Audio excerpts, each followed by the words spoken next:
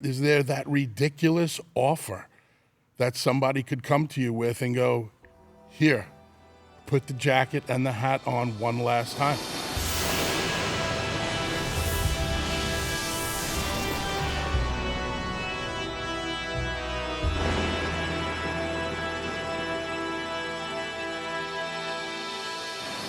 All right, you ready? I'm actually excited. I got an old timer tonight. You're actually excited? Yeah, That's I'm actually impressive. excited. I have somebody that I can actually tell stories with. Oh, can you tell all the stories though with this guest? Yeah, I think most of them. Okay. If I give Fair him, enough. I might have to give him an iggy or two to quit talking. But we got tag team wrestling royalty. Royalty. 10-time champions. 10-time. 8-time ECW champion. 8-time. An Dang. 8-time Dang. hardcore champion. And class of 2018 Hall of Famer. The one and only Bubba Ray Dudley. Yeah. Hell of an introduction. Yeah, right? Hell of an introduction. I'm actually excited about this one. Wow.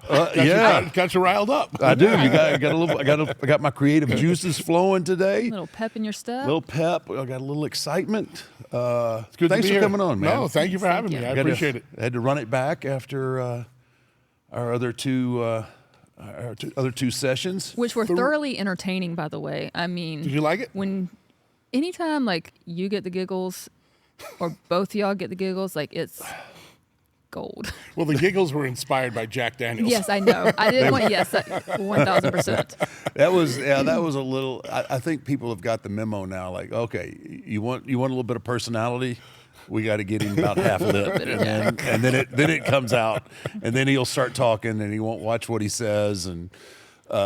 People loved. I mean, we did 3 hours together, and I really appreciate you taking that time. But it's like the second or third most viewed interview on the Busted Open YouTube account. Nice. They love the fact that we just sat there and we told stories. Yeah, That's what the fans love. Yeah, and I love that that format and just getting in there and just telling stories. Not even necessarily. Like I don't really like to talk about what happens inside the ring. Mm-hmm. I like talking about stuff that happens in the locker rooms, the stuff that happens out in other places. I find that much more interesting and more intriguing. And the fact that you had the presence of mind to bring not one but 2 bottles, I think, the second time, right? We definitely killed 2 bottles within 2 shows. Yeah, we may have to do that. We may have to do that for this show. There's sometimes, but not everybody here drinks. But That's okay. I can drive. you can drive. I can drive. You're the I'm DD. You're the designated yes. She is Yes. definitely the designated driver. Look, he knows. I've got a mouth on me. I know how to contain it. Do you now? I do sometimes. Huh? If I want to. But gosh knows. You've been brutal on season 2 of LFG. Brutal. That is harsh. Brutal. Soul crusher. Dang. Soul crusher. Oh, here we go. That's going to be We can't talk too much about it, but just But remember Soul Crusher. It will come into play as y'all the are season. rude. From We're both rude. of y'all calling me brutal. Wow. Okay. Well, they expect it from us. We're grizzled old timers, Truth. right? Truth. Truth. Facts. Oh my goodness! I was saying when we started talking about LFG. There's always a discrepancy on the tag team titles, right? You want You were talking to Booker before you No. came in. I'm giving you the opportunity Yep. since Booker's not here to clarify. Okay. I mean, 18 times, right? 18 time Total? Total, right? 24. Wait, 24. Yeah. Between ECW, WWE, WCW, All Japan, New Japan, NWA, TNA. Holy moly. Jeez, Yeah. man. Well, excuse Dang. me for not having that all written down. Come on. I have it committed to memory. I can't. That's me. I can't remember my own titles, much less anybody else's. I guess I You should sure have remember researched. that LFG season 1 title because you don't shut up about it. Where is my belt? Oh, see. Belt. But 24. That's crazy. Where's the belt boy? belt boy? Belt boy. Wait, where's wait, my? no, where's the no, belt boy? no.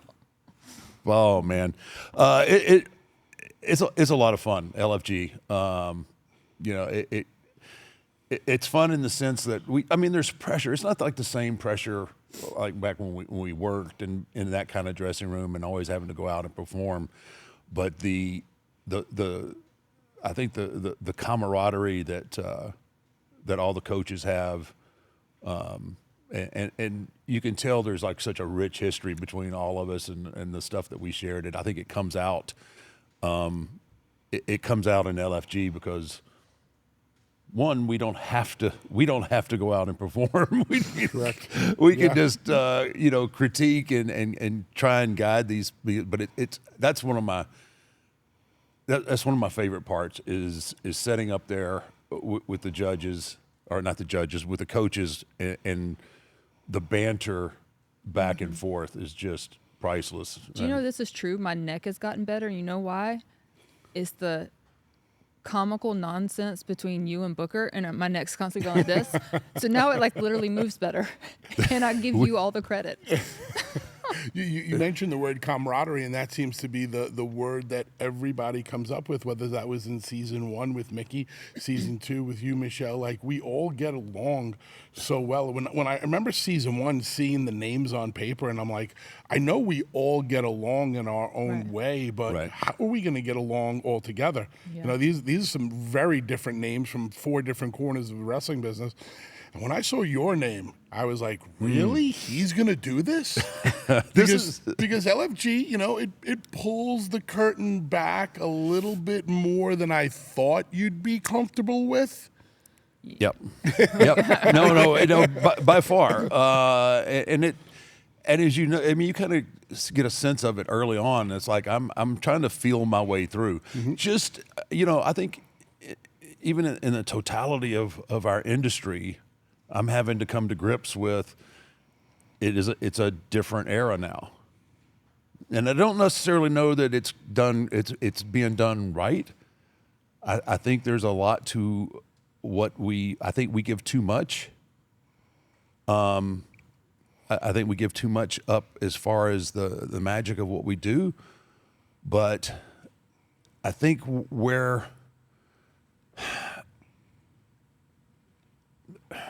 I don't even really know like how to say this, but the hang on, spit it out. I can't spit it out. I think what helps is the coaching aspect of it, right? When I started getting invested in these future greats, like I tend to forget, right? When you start coaching and those creative juices start to flow, like I sometimes forget, one, that I'm mic'd up. I would love to hear the tapes of just the sound of what I'm saying through the course of a day. But once you get into the coaching part of it, and you're trying, you get hands on, a lot of times I completely forget about the cameras. Sure. And then you go back and you watch the episodes, or when the episodes air, and that's when I kind of like, oh my goodness, that's too much. And for you, it had to have been doubly hard, because obviously you're taught to protect our industry, protect the business, and you being in this for as long as you have, ingrained in you. Yeah. And now you've been put in a situation character-wise where you've not only had to protect the business, but protect this character that has become so sacred. So it's second nature for you. You get up in the morning, you wash your face, you brush your teeth, you comb your hair, you protect the character, you protect the business, and now all of a sudden, bam, it's so different for you. And even I find myself too saying to myself, we shouldn't be doing this. Yeah. We shouldn't be saying this. This is too much. And then I have to realize that the industry has changed with what, we're willing to show and or protect. And I guess just going with the flow. Yeah, people do enjoy it. The one thing that's helped me is when I retired, I retired half of my character. The hat, the coat, that whole side of the Undertaker, I retired. I kind of retained the American Badass kind of part of it, the one that actually can relate to people, and so that helps me, because I will not jeopardize that part of my legacy, and it frustrates a lot of people who want to do business with me because they want that. That's what they want. Sure. They want obviously that's the hat, the coat is synonymous. When you hear Undertaker, that's what you envision. And the fact now that I'm at a point where I absolutely will not put it back on.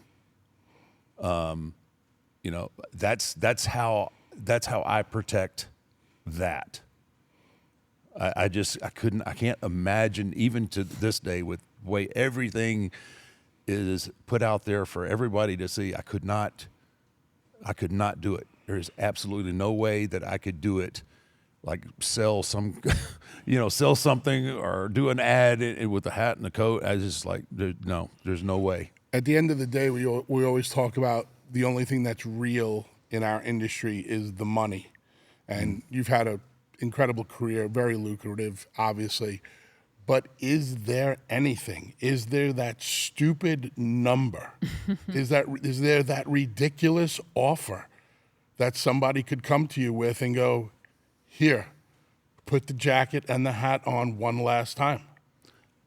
I don't need to know a number. I'm just curious. Is there a number? No, I don't think.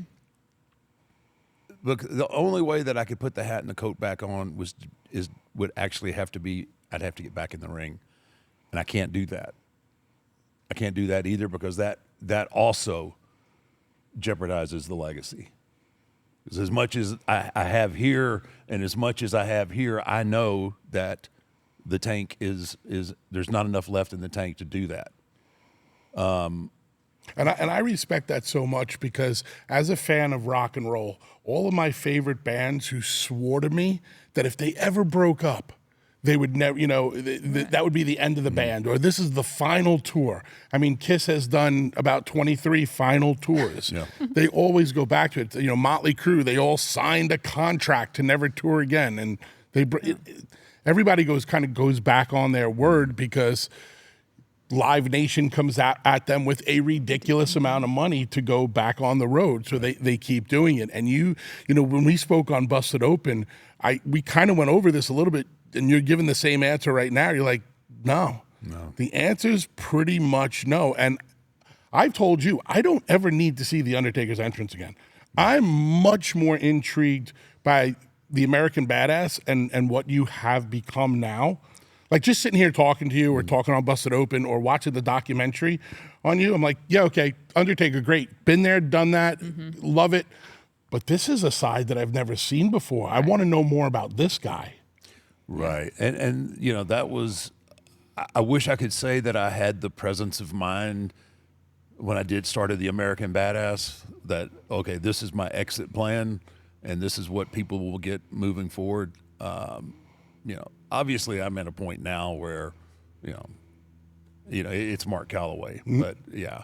The American Badass, like, you hear rumors. Mm-hmm. Did you tell Vince, like, if I don't start doing it this way, I don't think I can do this anymore? I thought that, so as we're entering the Attitude Era and getting, all these, the business is right there on the cusp of just taking off to this crazy place.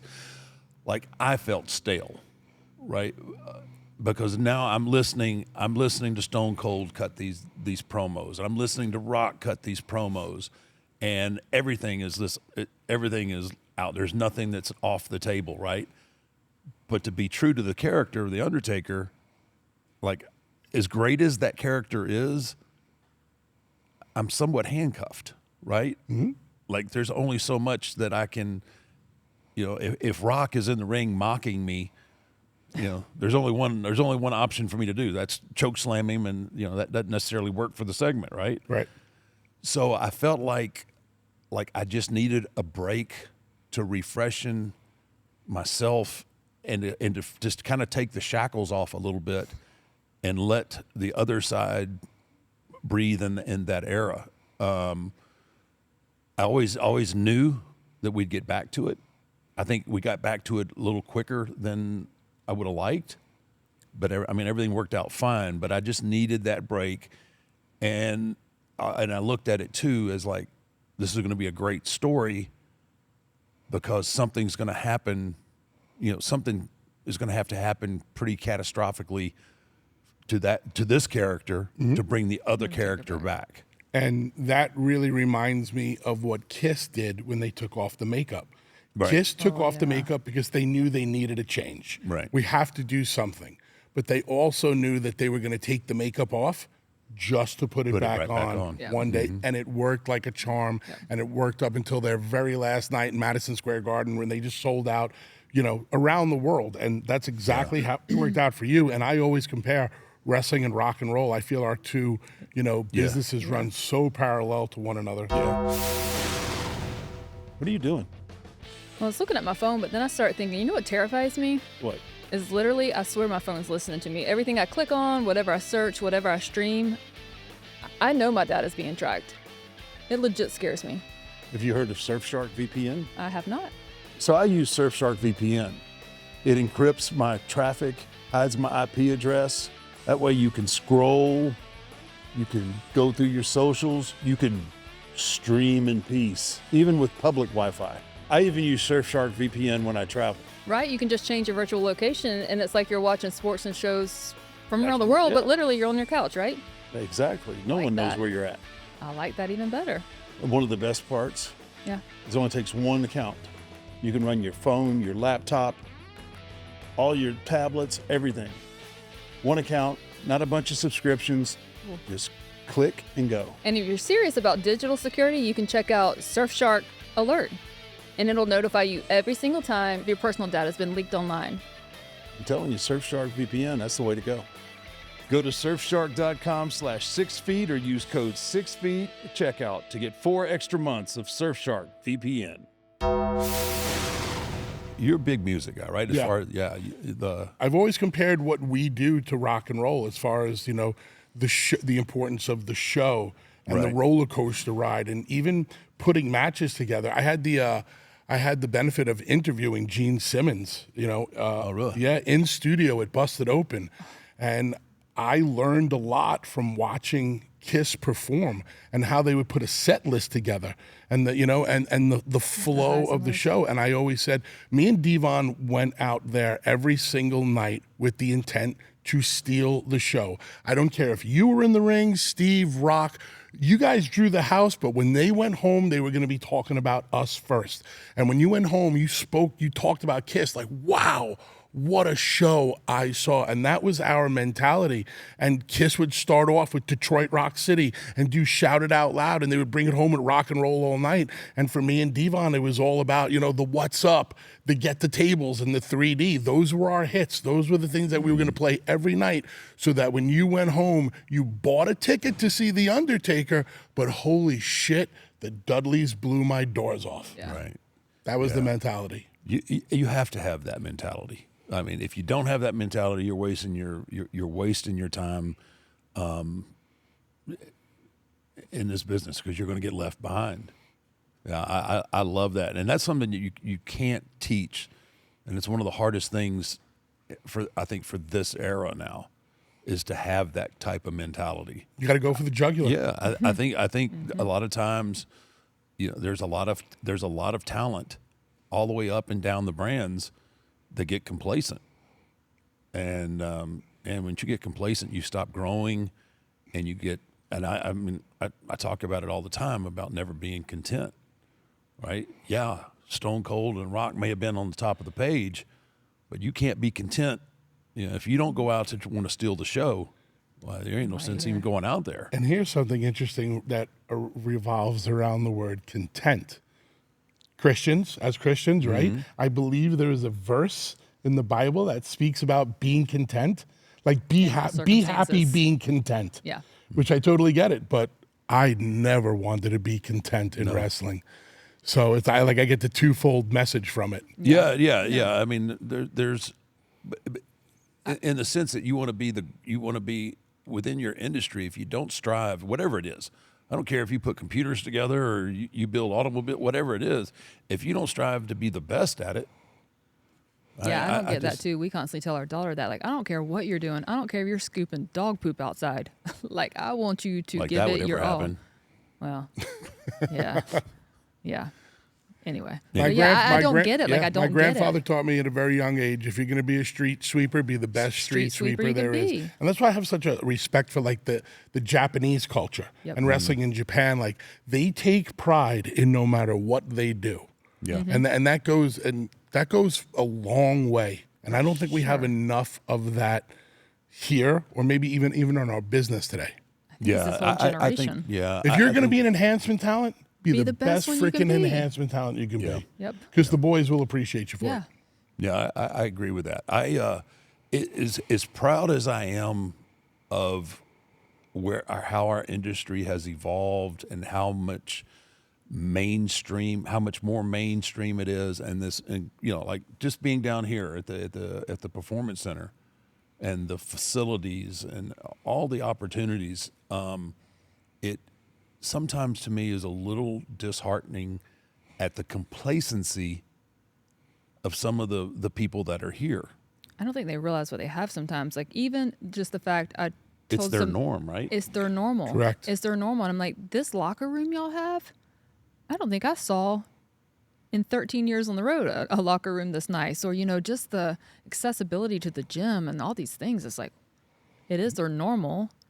And it's come out a few times, I think, in the course of seasons 1 and season 2 with LFG, where I guess we're crusty old timers, but where we kind of go off because they're in the ring. They're trying to sell themselves to us to show us what they have, and they're in there laughing and cutting up, and it's just like they don't. I couldn't imagine. When we think about the term pay your dues, it's almost impossible to equate paying your dues the way we know it to what they have down here. No, Yeah. no way. Yeah. Yeah. There's no struggle here. I guess there's struggle in a different way. It's a of different trying to way. navigate Yeah. the waters, but not like the same struggles I think any of us went through. That's exactly it. The struggle. Yeah. Yeah. And you start talking to people. Oh, they're just old timers, and they get this and they get that. But there's a certain it correlates and translates into our mindset in the ring too, because we had struggle that we had to overcome to do this. Yeah. Right. I know for me, I've talked about sleeping in my car and not wondering, if I was going to eat or not on a particular day. But those feelings later on, once I did, get here, like there were times where I drew on those feelings to put me in the right mindset to do certain things. So not only did the struggle to get booked and to become part of this industry, but then those experiences, like, man, I remember what it feels like. I remember what it feels like being hungry and being hurt and not having any way to take care of myself, right? All of that come back full scale, and it put a certain amount of grit in me that helped me overcome. Once I started getting booked, it gave me the ability to deal with the old timers of my generation, of how to deal with them in a sense of because it was a lot different. There wasn't, I'm sure it was the same with you. There wasn't a lot of old timers that wanted to help you back in the day.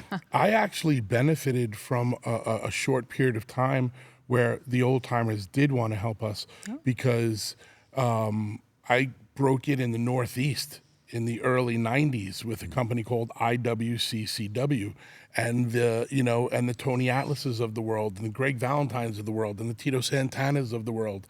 They all came through, and they were willing to pass down the knowledge because they knew that the younger talent, the young boys that were coming up, and they wanted to be there because they wanted to be professional wrestlers. Unlike today, you question why somebody wants to be in the business. Did you have something dangled in front of you and it just sounded really good? Yes. Yeah, you were an amateur wrestler, or you were a volleyball player, basketball player, and things didn't work out, and all of a sudden, hey, you want to be a part of this? Yeah. So, Like, is and you know, talking about the struggle from you know, for myself and Devon, you know, the Northeast independents, trying to carve out a name for yourself on the independent scene, and then trying to make a name for yourself in front of the most hostile crowd that ever, you know, existed in ECW, and then becoming successful in ECW, and then walking into this locker room. You're walking into a company where tag teams traditionally did not get put in a main event slot unless you were two singles guys Right. coming Put together, together. Plus, we weren't invented here. We weren't made here. We weren't created in, you know, we didn't get the phone call going, hello, is this the Dudleys? Right. You know, we didn't Right. get that. So we were coming into, you know, more hostile territory and Yeah. struggling to carve out our, you know, our spot here. And struggling, you know, for me, and we've had this conversation, struggling to learn how to talk to my fellow wrestlers because Paul Heyman let us talk however we wanted to. Right.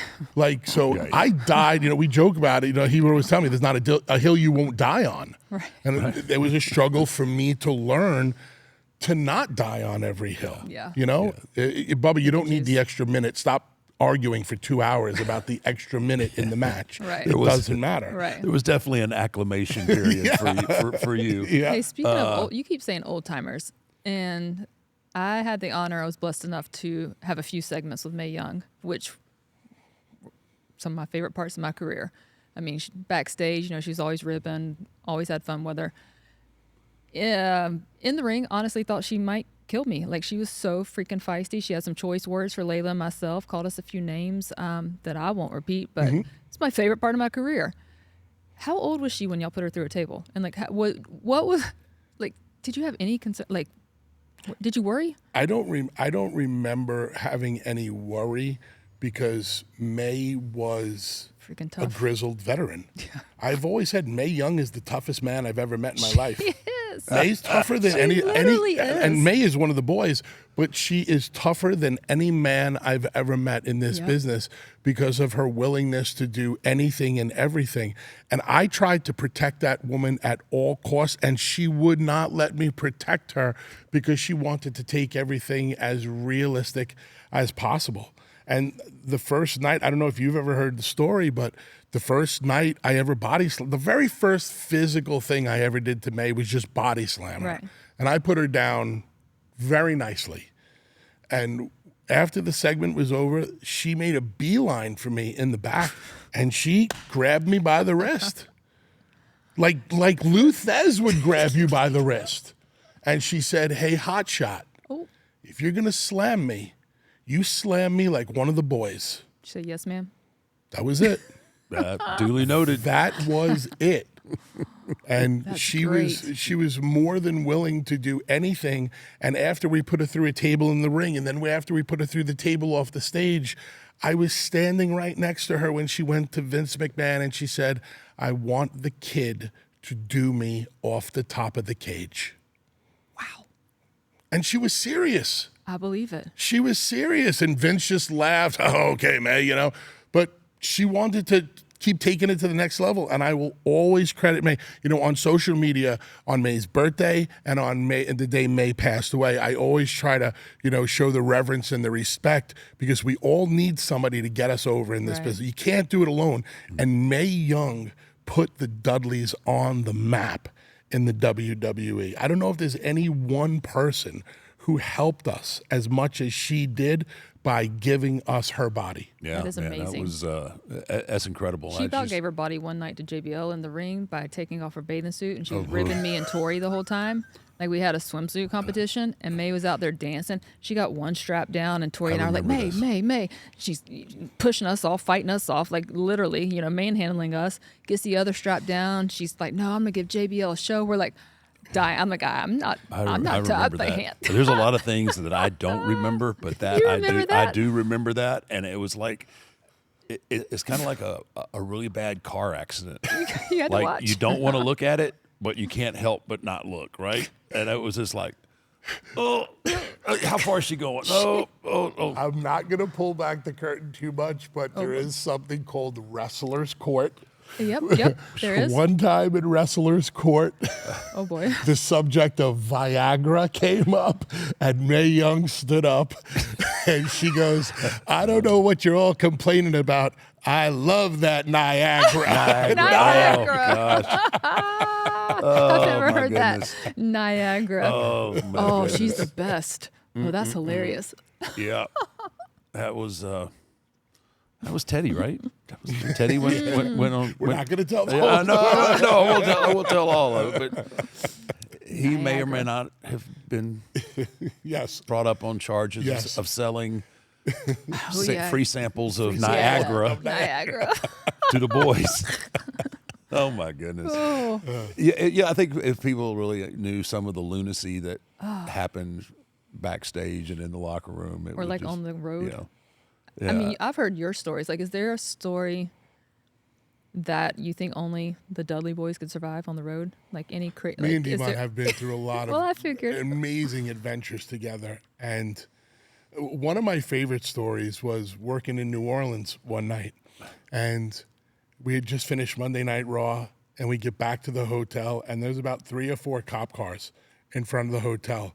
And Devon's driving, and he just looks at me and goes, I swear it wasn't me. I didn't do it. But because Devon was notorious for getting us in a little trouble every Gotcha. now and then with his extracurricular activities. Anyway, he's like, I swear it wasn't me, it was me. We get to the hotel, we get out of the car, and all the cops are like, Bubba, Devon, we heard you were staying here. We just wanted to come say hello. I'm like, okay, cool, this is great. Hey guys, how are you?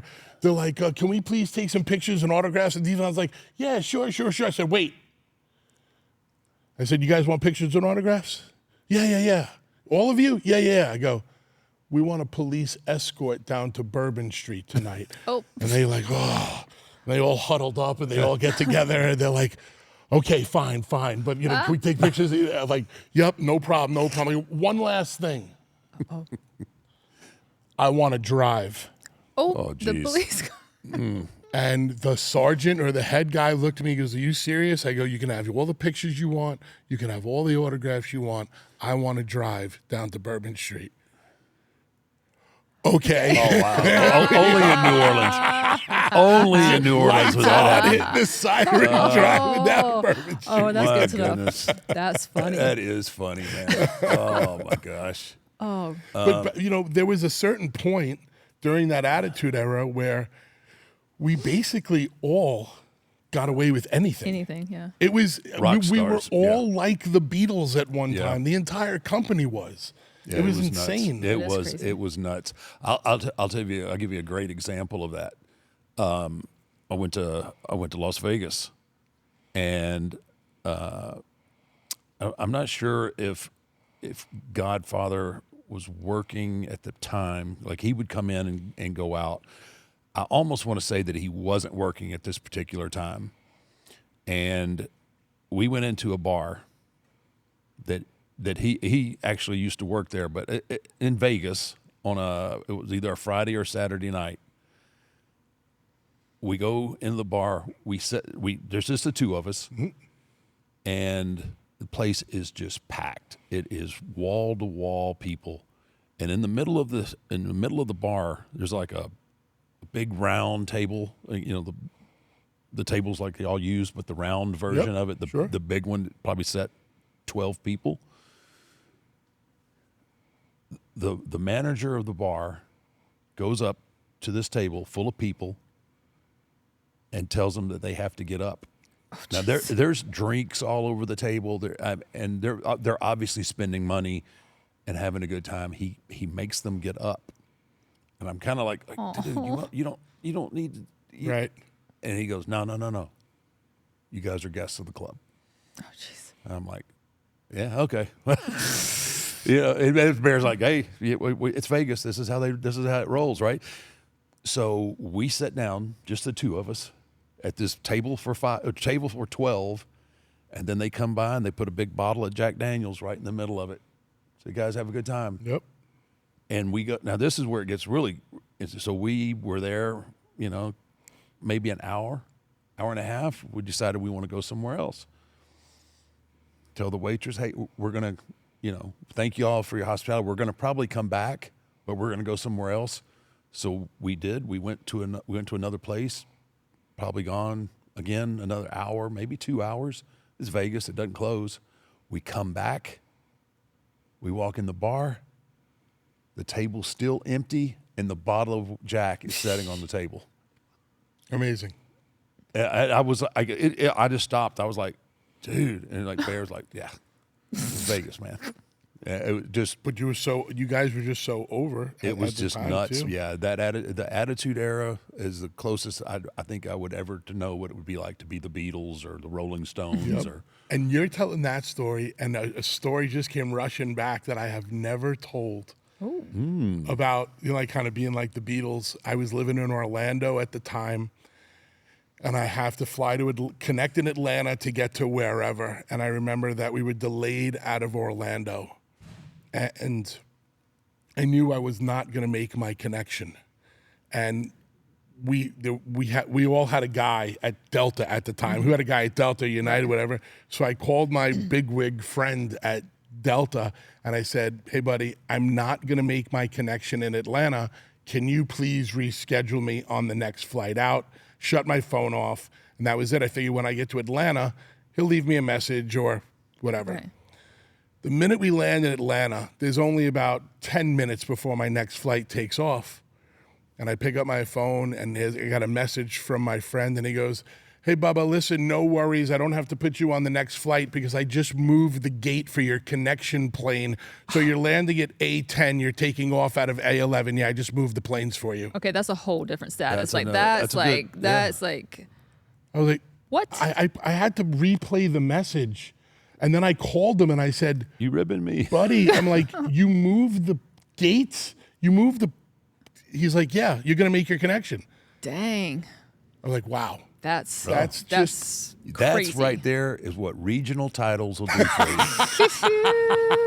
Right? But when you pay your dues the way we talk about paying our dues, and you have moments like that, Yeah. it's like, wow. Whoa. Holy shit. If Yeah. you're just handed everything from the beginning, you'll never appreciate You'll never appreciate the bottle of Jack Daniels there 3 That's hours left, later. Yeah. No, absolutely. Yeah. There's a certain appreciation for those kind of things when you do pay your dues and you Yep. come up the right way and put the dang. work in. Man. Are you ready to hold WWE history in the palm of your hand?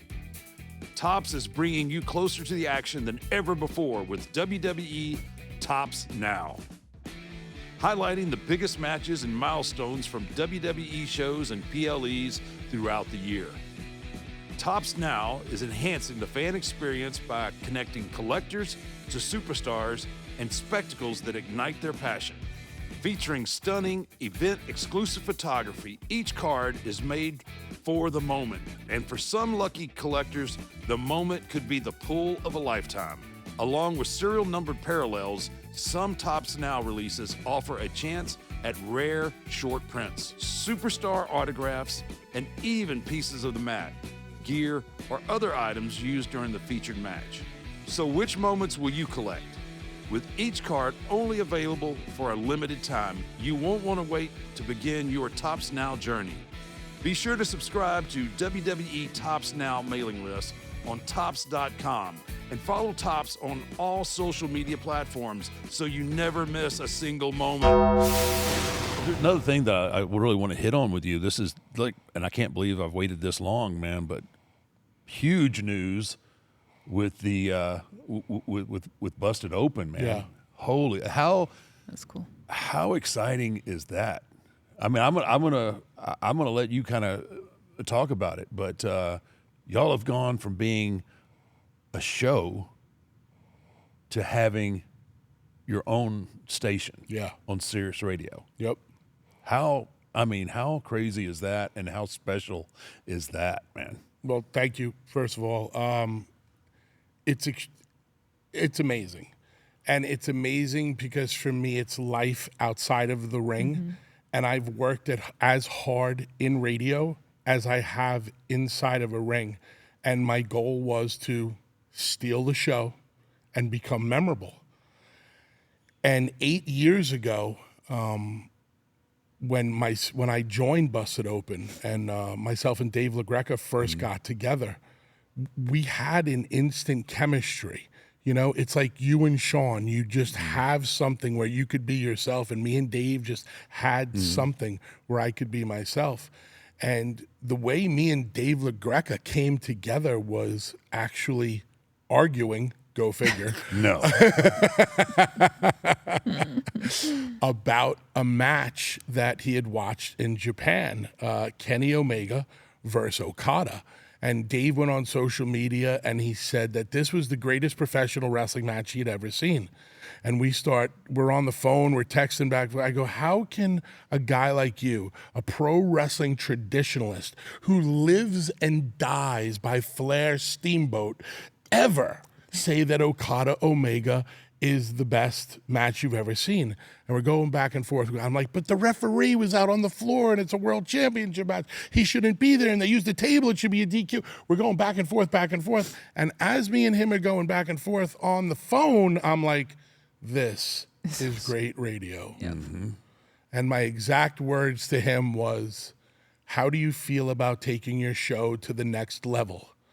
And he's like, what do you mean? I was like, what if me and you did something together? He's like, you would want to be a part of this?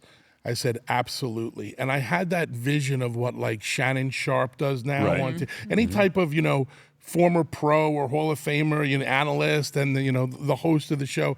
And I said, let's take this to radio because I think we'll have something. I knew that the day that me and Devon stepped in a ring together, I didn't know what it was, but I knew it was something. Yep. Me and Devon had a chemistry and that just worked so well. And I felt that with Dave immediately. And then, we started off 3 days a week, and then it went to 5 days a week. And then we went 7 days a week. And the goal was Busted Open 24/7. We had the same vision for a radio station that Vince McMahon had for the WWE network. Right. He knew that wrestling fans were always jonesing and clamoring for wrestling content. They don't care when, they just want it whenever they want it.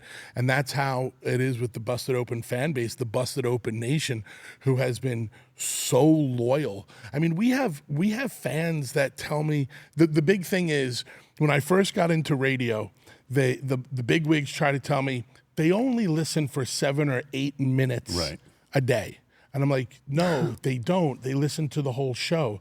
And they're like, you're new, you don't get it. I was like, you don't get it. I go, you're not in the radio business anymore. You're in the wrestling business. Right. That's on radio. I go, wrestling fans will stick and stay for the entire show. It's kind of like the Howard Stern mentality. They want to hear what you're going to say next. Yep. And it became where people would be like, I listened for all 3 hours. And then people were like, well, I listened for 6 hours. And I'd be like, how do you listen for 6 hours? Yeah. Like, oh, we They listened to love the Listen to replay. They love it, yeah. See I'm what like, you missed. listen to the same show for another 3 hours? They're like, yeah, absolutely. That's how loyal the fan fans are. base is. So now the entire, it used to be pro wrestling, MMA, and boxing. Right. Now it's just Busted Open, Pro Wrestling Nation, 24/7. I love that. That That's is cool. amazing. And I think it's a testament because the authenticity of the conversations, the arguments, it's so refreshing. It really is, because you have Dave's perspective as I would super fan. I don't think that's a Without a doubt. right. A Yep. super fan. That's not a that's not a knock. Obviously, you've performed at the highest levels. I mean, just to get all of these different perspectives, and my gosh, the roster now. I mean, you got Dreamer and Mark. Nick, and Natty. It's a nice mix of everybody, and you get all these different, perspectives on everything. And wrestling fans love to argue with one another. Oh Do you yeah, think? So now they hear us arguing and they love to take sides. They get into it. They're passionate about it. And that's what really has, grown the station. Once again, I'll go back to rock and roll. Kiss named their fan base. It was called the Kiss Army. And man, when you joined the Kiss Army, you got a card and you got the tattoos and you got the newsletter. I'm getting goosebumps thinking about it because as a kid, I was a part of the Kiss Army. Right. I was a part of something. I was a part of a revolution. I was special. I paid for my ID card. But the Busted Open Nation, the fan base, if they don't listen as many hours a day that they listen, if they don't hashtag and get us trending every day, we can't become a 24/7 station. Right. So in ECW, we always used to talk about the loyalty of the fan base and how rabid they were and how they would go to war with us. It's the same thing with the Busted Open fan base, the Busted Open Nation. They're the ones that deserve, the credit for allowing us to go out there and argue and entertain and do what we do. Yeah, it really, I mean, the evolution of it, it's just been really fun to watch. And how many different shows, like when you guys, so through the course of, if it's 24/7, how many different shows are there going to be? There's the regular Busted Open show that airs every morning from 9 a.m. to noon, and on Saturdays and Sundays also. There's a 12 to 2 show that's being hosted by Sam Roberts. There's a 2 to 4 show that's being hosted by Jonathan Coachman. Peter Rosenberg is a part of the crew. Nick Nemeth, Matt Cardona, Wow. Natty Neidhart. Yeah. Natty's with us on the love show that. now. Yeah. So there's along with obviously Dave, the creator of the show, the number one co-host in pro wrestling, Bubba Ray Dudley. Who was that? Oh, that was you. Yeah, that was That's me. him. Okay. This guy. Sorry. This guy. And Mark Henry and Tommy Dreamer. Also runs, right? Yeah. Also co-starring. That's really good roster exciting, there. man. And I know the work, y'all put in so much work and have taken the steps to grow this thing. I remember, I don't know if it was, I think it was probably setting up in the coaches' chairs up here. We talked about, like, I remember asking you, like, how much pro wrestling do you consume through the course of a week? Like, because when I leave usually on Thursdays, when we leave LFG, like, dude, I am fried. He does. He's told me before, like, I just got to take a break because my mind keeps going. He's like, I can't talk about it anymore. I don't have to watch entire segments to get the gist of the business being done. Right. And I'm able to break it down. I don't have to watch transitional headlocks and leg bars and all that stuff. I can analyze a segment and then bring it onto the radio and talk about it. It is a lot to consume. My job is to watch pro wrestling at night and talk about it in the morning. Right. And then at night, too, with Busted Open After Dark, I had an idea like two years ago. I said, what if we had, once again, rock and roll? I always remembered coming out of a concert. I went to go see Kiss. I went to go see Motley Crue. I went to go see AC/DC. And as soon as I would get in my car, I would turn on the local radio station because they were doing an after-concert, like party or listening event on the radio, kind of like tailgating. You're in the parking lot, you're celebrating with all the other Kiss Army fans, and all of a sudden you turn on the local station and they're playing, Detroit Rock City, and the party continues in the parking lot. Let's do the same thing with live pro wrestling. What if we do a show that comes on right after any of the live show goes off the air? So Raw goes off the air, boom, Busted Open After Dark. And the nighttime show is a lot different than the daytime show. And it's also allowed me to kind of branch out and give a side of me that people don't expect, because on the daytime show, I'm Bully Ray, I'm Bubba Ray. Right. It's the hard analyst. It's this is the way it's going to be and blah, blah, blah. But at night, I'm Uncle Bully. Yeah. I'm that fun radio DJ that I grew up on, the kind of mix between, Paul Stanley and David Lee Roth and, giving relationship advice and talking about pro wrestling and listening to rock and roll. That's great. Yeah. And it's fun. Well, I tell you, you're really good at it. Yeah, it's a gift,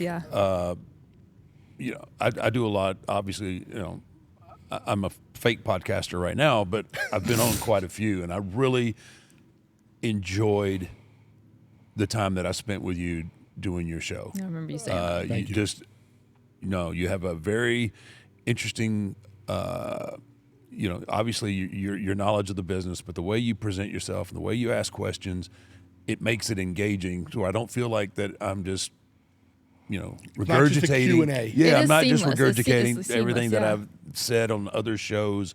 You have a very interesting perspective, and you know, dare I might say that this may be your biggest act yet. I mean, which is the current one, so I hope Yeah. it is. Yeah. You know what I mean? Absolutely. Like that's Life after the Undertaker, Yeah.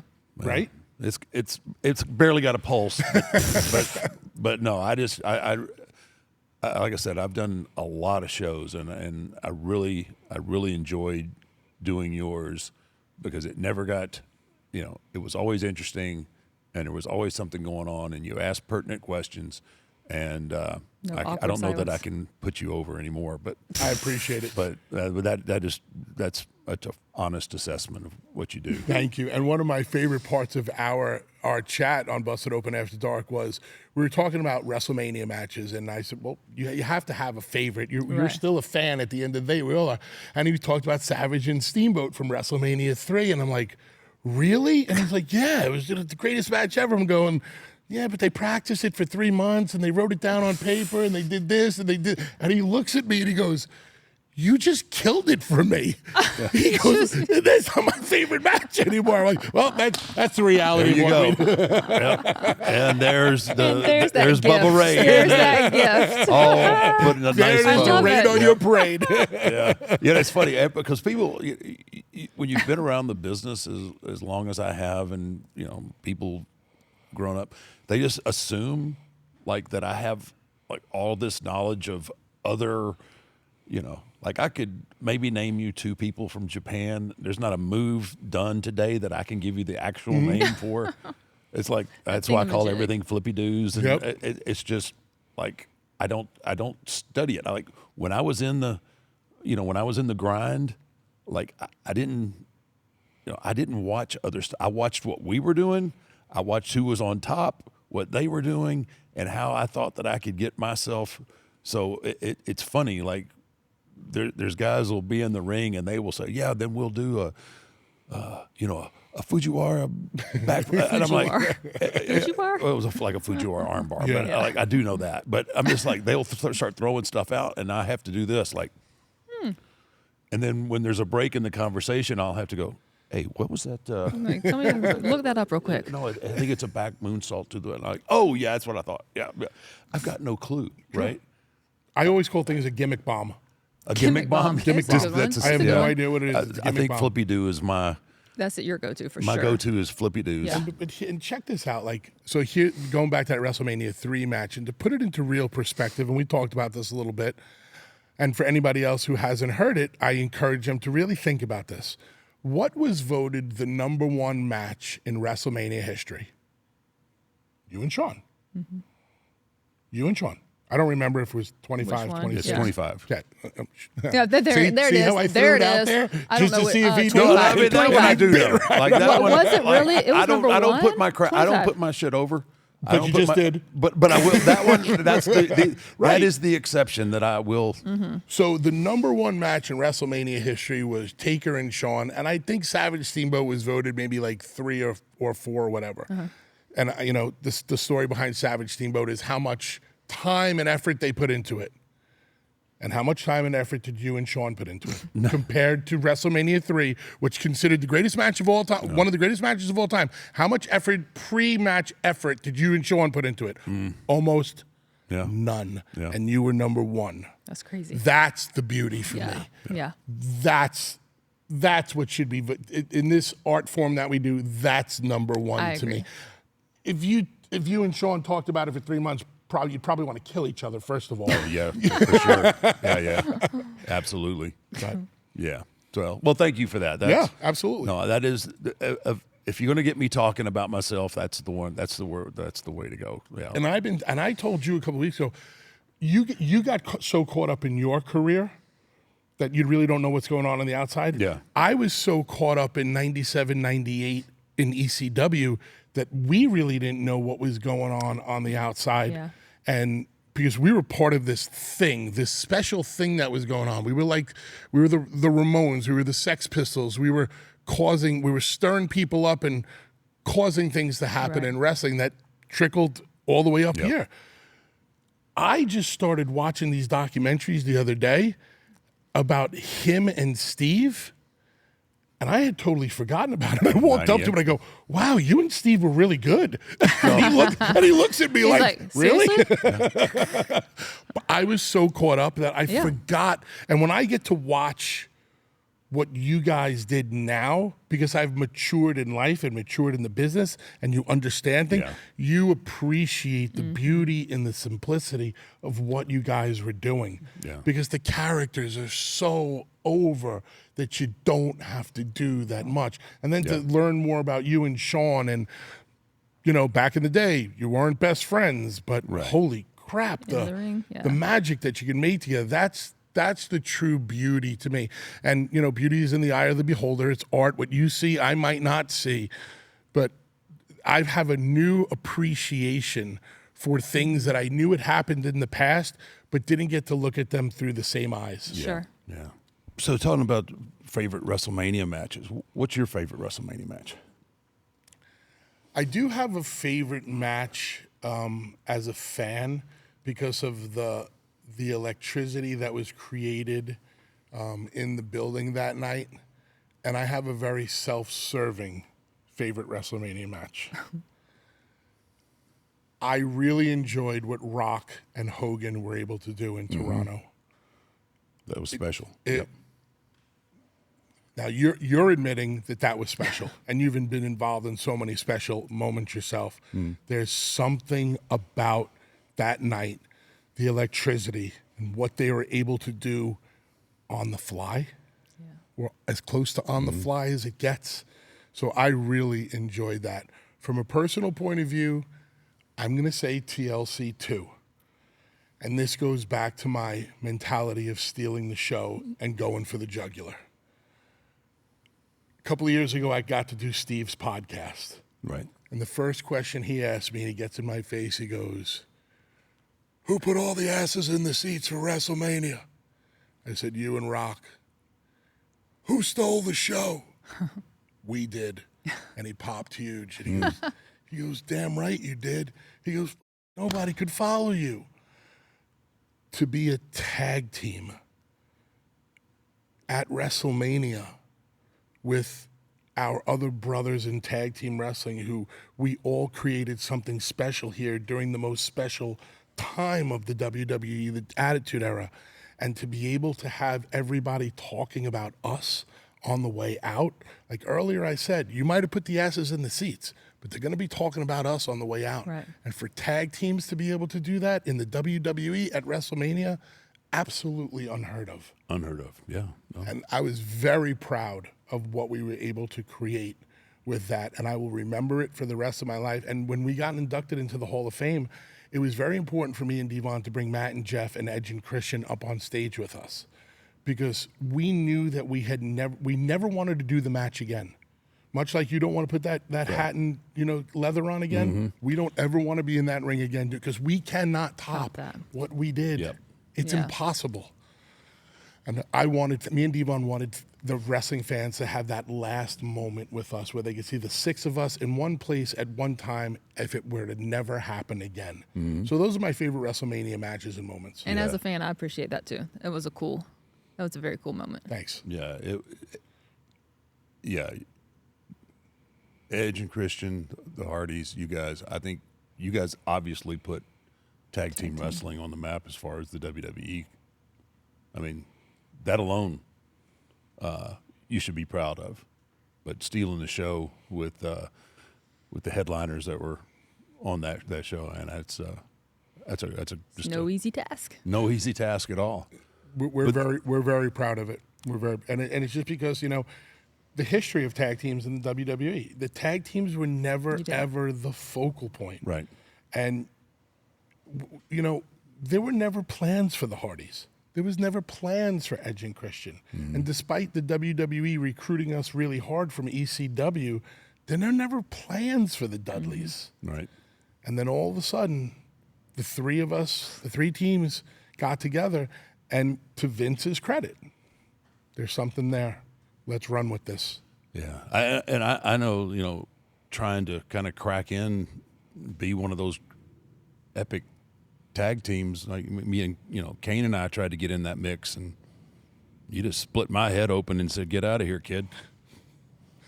I left it alone for the first time. I left You the weren't gonna go story there. You alone weren't- you for the looked- very No, you were first feeling- time. there. I you came were into feeling- this Lobbed sit it down up. going, I'm not going to talk about it. Lobbed You were it up. feeling way too good about yourself, Bubba. Bring him right back down. You were just He loves you doing were that. getting you were in your feels. Yep. And I just like, this is it. It's time to strike. Kinda Strike bring him while right the back. I'll Jeez. teach him and his big red machine brother to ever step into the Don't- tag team you guys are division. tag teams. So exactly Get outta what here. happened. How did it happen? No, exactly. Like I've heard his version. Devon handed me the chair the wrong way.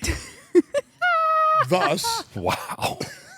Thus, Devon's not here to defend himself, poor thing. thus, Devon handed me the chair the wrong way. Thus, when I hit, I was supposed to hit him in the back, Right. but I hit him in the back of the head Because the chair. because of Devon handing me the chair the wrong Right. way. Okay. so it is Yeah. Devon's fault. Isn't it always? It's always Devon's fault. No. You actually touched on that earlier, so it makes sense. We ran down the ramp to hit him and Kane in the back with chairs, and I didn't take into account Or the angle, how the angle of the ramp. So I was actually higher than him, and when I swung what I was aiming for his back, it rode high. But even with the angle, I bet if the chair was turned the right way, you're without not cracking a doubt, open his without skull. a doubt, absolutely. Yeah. It's always the Devon. math, man. It's the Daggum math. The Devon. angle Yeah. was, yeah. I don't know that I've ever really heard that explanation before. It makes next sense. time- That makes Devon- perfect I sense. know. Listen, I know you had Devon on your podcast already. I don't understand why you would ever invite Devon on first. Oh, wow. But I do know you had Devon on your podcast already. Yeah. But now we got the truth. He threw you under the bus right away. And I just, That's why I threw him back under. Perfect. oh man. Well, obviously you and Devon, or your place in tag team history is cemented. Now I heard that. And again, my wrestling knowledge is probably not where it should be. But someone told me that y'all started or went to ECW only on a dare? Someone dared you to do it? Not necessarily a dare, but my friends dragged me to my first ECW show. I used to run a nightclub in Queens, New York. And I remember working at the door, collecting the money, and it was about 1 o'clock in the morning, and the place is packed, and I could only see the TVs were on at the bar, but there was no sound. And this wrestling show comes on the Sunshine Network or the Yes Network, whatever it was. And I see a guy walking to the ring wearing American flag Zubaz, a T-shirt with his image on it. He's smoking a cigarette. He's drinking a beer, and he's holding a cane in his hand. It's taking him all day to get to the ring, longer than your entrance. Dang, that's impressive. And that's long. That's long. Long. And he's with Nancy Sullivan at the time, woman. And I'm like, I know Nancy, God rest her soul. I know Nancy, but who is this guy? And why is it taking him so long to get to the ring? And why is he smoking I and have so many drinking? questions. I'm like, what kind of wrestling is this? And I was coming up in the ranks trying to make names for myself. And I looked at that TV and I go, I would never wrestle for that wrestling company. That's not real wrestling. That's trash. Yeah, that's how it works, man. And I had set a goal for myself. I said, if I don't make it in 5 years, I'm going to give this up. I'm going into the family business. I gave it my best shot. It didn't work out. And on September 23rd, 1995, a bunch of friends of mine that I was coming up in the ranks with on the Northeast Independent said, come on, let's drive to Middletown, New York. Bring your VHS tape. Bring your 8x10s. You never know what could happen. And they basically dragged me in the car. And I get to the show, and I see Tommy Dreamer in the parking lot. And I'm like, hey, man, you know, you think you can get me on the show tonight? Give me a look. He goes, yeah, I'll see what I can do. And this is a very long story that I will make short, but Tommy comes back to me and he says, you're going to get a shot tonight. Just no matter whatever they tell you to do it to the best of your ability and don't ask questions. Okay. Show starts. I'm in my gear. I'm looking at the lineup. My name's not there. Third match is in the ring. Nobody's told me a damn thing. Fifth match is in the ring. I don't know what I'm doing. So now I go up to the promoter. I go up to the booker, a guy that you might know. Paul Heyman. Sir, Tommy told me I was going to get a look tonight. I don't see my name on the lineup. I'm sorry if I'm disturbing you. Don't worry, kid. When the time's right, I'll tell you what to do. When the time's right. We're in intermission. We're in intermission. There's only 3 more matches. Now the semi-main is going to the ring. Now I think I'm getting ribbed. Now it's a rib. Now it's a rib. I would have already been thinking Yeah. that, but yes. Now I'm getting tested. They want to see my reaction, and they're going to tell me to come back in 2 weeks. Okay. Semi-main's going to the ring. I went up to Paul one more time. Sir, I don't mean to be a pain in the ass, blah, blah, blah. Sorry. He goes, I told you, kid, when the time's right, I'll let you know. There's only one more match. It's the main event. First, it was the Public Enemy versus the Gangsters. And with Bill Alfonso, Fonzie was in the ring, and the story was 911, the big monster who just chokeslammed guys, was trying to get to Bill Alfonso. And the music is playing for the main event, and Paul Heyman pulls me on the side and says, okay, kid, you're Bill Alfonso's bodyguard. 911 has been trying to chokeslam Bill Alfonso. When 911 gets to Bill, you get in front of him. He's going to chokeslam you. Go get him, kid. Dang. That was it. That was it. That was it. I go out there. I'm like a deer in the headlights the whole time. I look like I could have been the third Nasty Boy. Like, not that that's a good thing. I wasn't thinking about it. Say what you mean, Bubba. And when the time was right, 911 almost got to Bill Alfonso. I stepped in front of Bill Alfonso. 911 goozled me. And at 402 pounds, I took a chokeslam as high as Rey Mysterio could. Sweet. Boom. I came back through the curtain, and Paul Heyman is sitting there, and he said, great job, kid. How do you feel about shaving your head? Hair's gone. Now, I had the Nasty Boy mullet. I had the long hair, the mullet. If Man Mountain Rock and Brian Knobs got together, not that this is a good thing. That's unofficial. That really Exactly. Yeah. And he goes, how do you feel about shaving your head? And I was terrified because the 2 biggest fears I always had in wrestling was having to shave my head and ever getting the name Bubba. Legit. Because like, all of the heavy guys are Hey, Bubbas. Or Bubba. Bubbas. Or rednecks. And when Paul said, how do you feel about shaving your head? I was like, and before I could even say a word, he goes, don't worry, kid. If you don't want to do it, we can always find something else for you. And that was one of my first light bulb moments in the wrestling business where I was like, shave your head tomorrow. This is, people think in the wrestling business or in life, opportunity doesn't go like this. Yeah. It goes like this. It just depends on how in tune you are. With the situation. Yeah. And the very next day on 12th Avenue in Belmar, New Jersey, on my friend's stoop in the front of his house, there it all went. the hair came off. And that was it. And is that what you say? The rest is history? And 2 weeks later, at 3 o'clock in the morning, doing a promo class, like, we don't know what we're going to call this kid. We know he's going to be a Dudley, but what do we call him? Well, he looks like a Billy Joe. He looks like a Bobby Sue. He looks like a Jim Bob. He looks like a Bubba. And I'm like, holy shit. Oh, no. I hope they didn't Anything hear but that. Bubba. I hope that Paul didn't hear that. No. And Paul goes, you do look like a Bubba. You look like a Bubba Ray. That's it, Bubba Ray Dudley. Done. And that is it. Oh, that's a great story. Well, that is a good story. So now looking back, was it better that he didn't tell you what you were going to do, or should he have told you and let you worry about it the whole day? Throw you in the deep end and swim. Sink or Sink or swim, swim. right? Here's the microphone. You got 5 minutes. Get over or get out.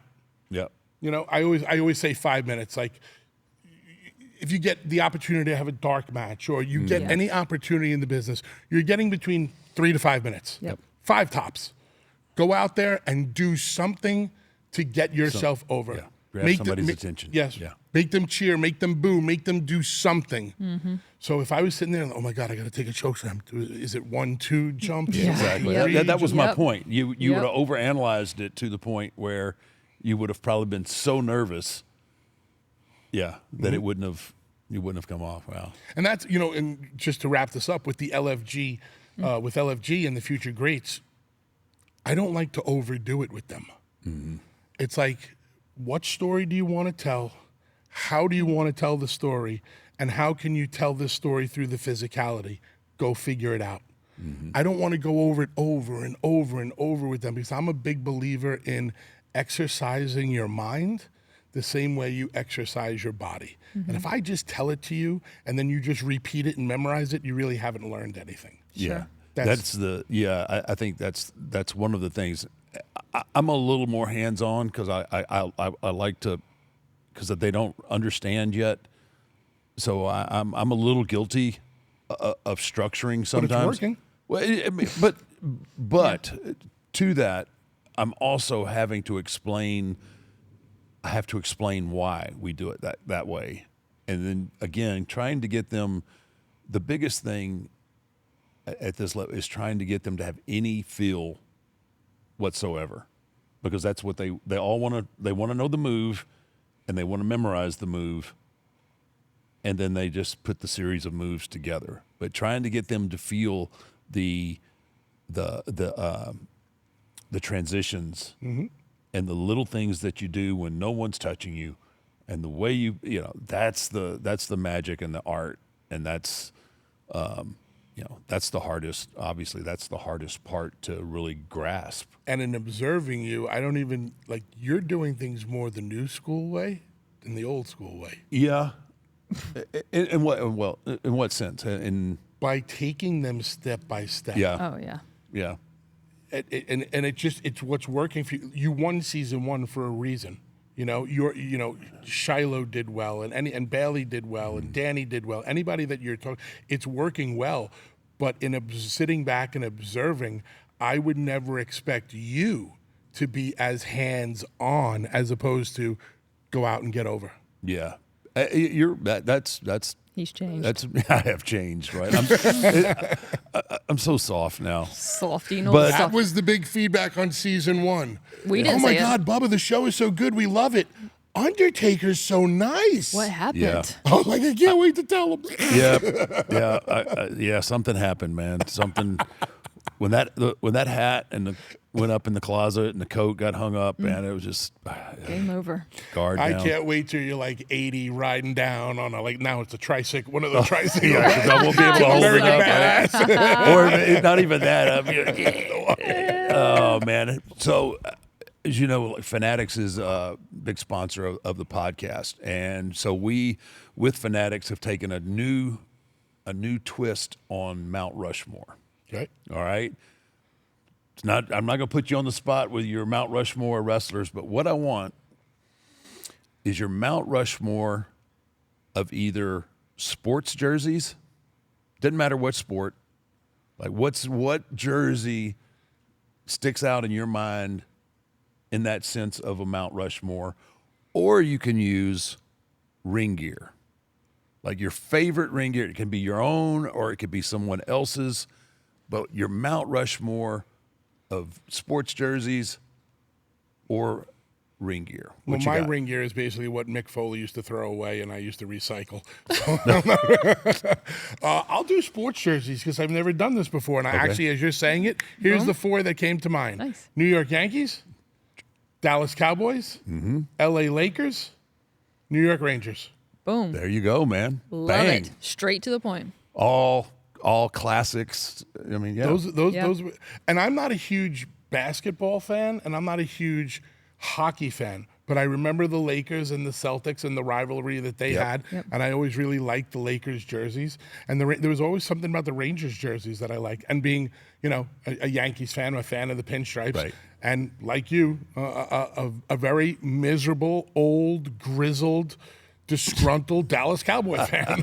Hey, man, Dang, I never knew. this is our year. Never would have guessed. This is our year, man. It's our year. All right, man. That may be the fastest anyone's done that. Thank you. Yep, That was thank you. awesome. Okay. Bubba, hey, thank you, man. Thank you for Yes. coming and making time for us. Thank you. I've thoroughly enjoyed this. You're always fun to talk to.